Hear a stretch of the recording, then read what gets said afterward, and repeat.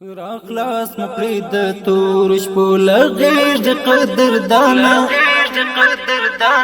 شایسته افغانستان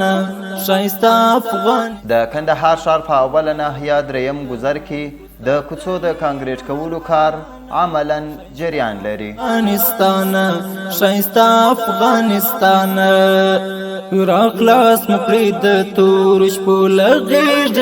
کندهار ښاروالي د خپلو پراخو انکشافي کارونو په لړۍ کې دا ځل د ښار په اوله ناحیه دریم ګذر کې د اوو کوڅو د کانکریټ کولو کار راپیل کړی دی. تا د هیلو هر ارمانه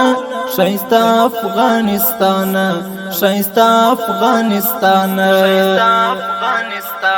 دغه کوڅې چې 909 متره اوږدوالی لري تر دې دمه یې 65% کارونه مخته تللي دي او پاته کارونه به یې د 2 میاشتو په موده کې بشپړ سي.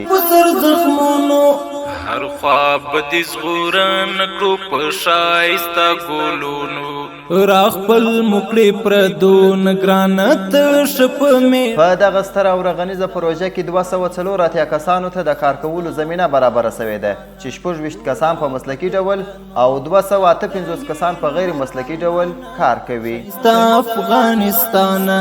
شایسته افغانستان مخکې معنا بیکاره وم کله چې دا پروژه دلته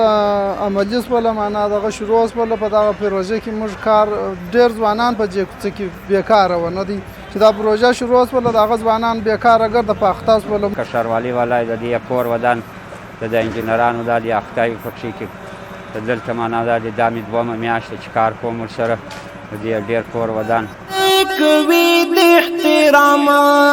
دستا و باتور د دغه کوڅو په رغولو سره د همدې سیمې خلکو زیاته خوښي وښودل او د کندهار ښاروالۍ څخه یې ځانګړې مننه وکړل. دوی ډېر په نرمه لهجه سره خپل کارونه په مخه وړي